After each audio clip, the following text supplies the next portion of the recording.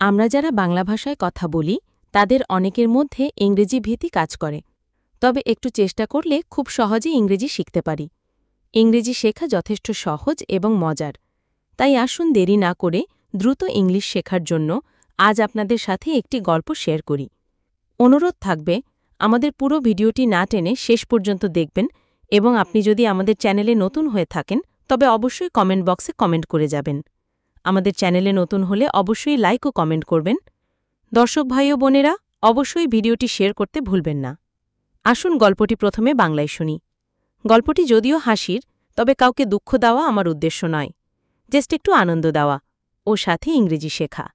গল্পটি এরকম: এক মহিষ জঙ্গলের দিকে দৌড়াচ্ছিল। পিছন থেকে শিয়াল তাকে বলল, কিলে, দৌড়াচ্ছিস কেন? মহিষ বলল, জঙ্গলে পুলিশ এসেছে হাতি ধরতে। শিয়াল, তাহলে তুই দৌড়াচ্ছিস কেন? মহিষ, আরে ভাই, এটা বাংলাদেশ, জেলেই ২০ বছর কেটে যাবে প্রমাণ করতে যে আমি হাতি নই। এই কথা শুনে শিয়ালও ভকরে দূর। আসলে এটি রসিকতার গল্প হলেও দেশের বিচার ব্যবস্থার দৈন্যদশার বাস্তব চিত্র ফুটে উঠেছে। তাই আসুন আমরা দেশকে নতুন করে সাজাই আর সকল অনিয়ম অরাজকতা দূর করি। এভাবে নিজের মনে অনুরূপ গল্প তৈরি করে ফেলুন, তাহলে আপনার নিজের এক্সপ্লেন করার ক্ষমতা বৃদ্ধি পাবে, আপনার কথা বলার জড়তা দূর হবে। তাছাড়া সেসব বলার সময় যেসব নতুন ওয়ার্ড প্রয়োজন হয় তা আপনি বের করে ফেলতে পারবেন। এভাবে যদি আপনি প্রতিনিয়ত নিজে কথা বলেন, তাহলে আপনার ইংলিশে চিন্তা করার দক্ষতা বৃদ্ধি পাবে, ফলে আপনার ইংলিশে দুর্বলতা অনেকাংশে কমে যাবে। আসুন এখন আমরা গল্পটি ইংরেজিতে শুনি। A buffalo was running towards the forest, and a fox said to him from behind, "Why are you running?" The buffalo said, "The police have come to the forest to catch an elephant."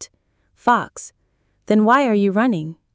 Buffalo, "Hey brother, this is Bangladesh. I will spend 20 years in jail to prove that I am not an elephant." Hearing this, the fox also ran away. আজ চলি, আবার কথা হবে।